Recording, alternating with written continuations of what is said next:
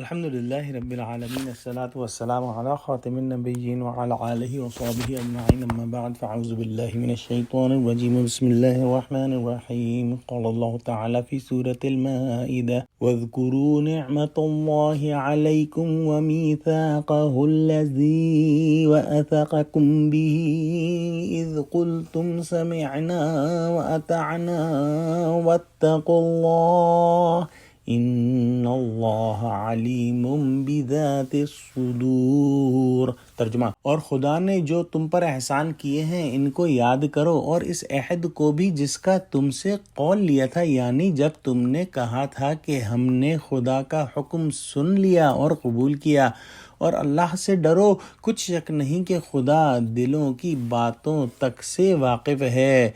سورہ بقرہ میں آخری سے پہلی والی آیت کے اندر ہم نے پڑھا تھا وَقَالُوا سَمِعْنَا وَأَطَعْنَا غُفْرَانَكَ رَبَّنَا وَإِلَيْكَ الْمَصِيرُ، کہ وہ کہتے ہیں کہ ہم نے سن لیا اور مان لیا، اے ہمارے پروردگار ہماری مغفرت فرما اور ہم تیرے ہی طرف لوٹ کر جانے والے ہیں۔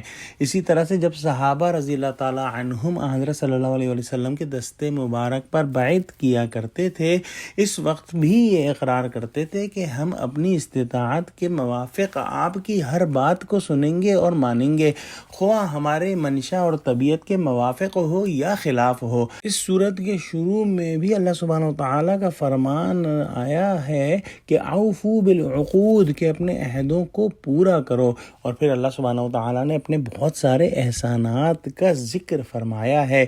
ایک شریف اور حیادار آدمی کی گردن اپنے محسن اعظم کے سامنے جھک جانی چاہیے۔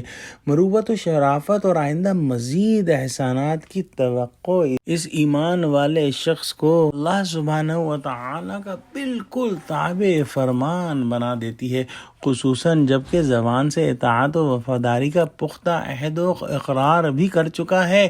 ممکن ہے کہ حق تعالیٰ کی بے انتہا مہربانیاں دیکھ کر بندہ مغرور ہو جائے، اس کی نعمتوں کی قدر اور اپنے قول و قرار کی کوئی پرواہ نہ کرے۔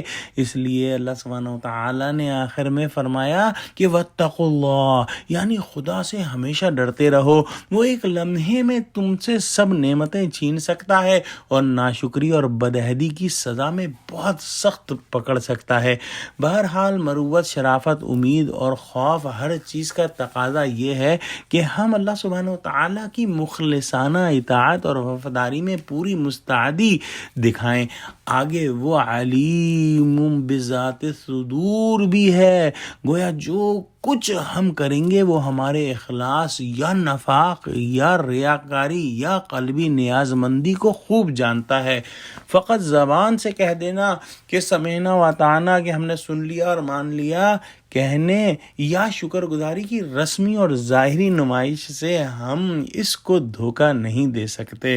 دعا کرتے ہیں کہ اللہ سبحانہ وتعالی ہم کو تیری دی گئی نعمتوں پر دلی شکر گزار بنا دے اور ہم کو متقیوں میں شامل فرما لے، آمین۔ وآخر دعوانا الحمد للہ رب العالمین۔ السلام علیکم ورحمۃ اللہ وبرکاتہ۔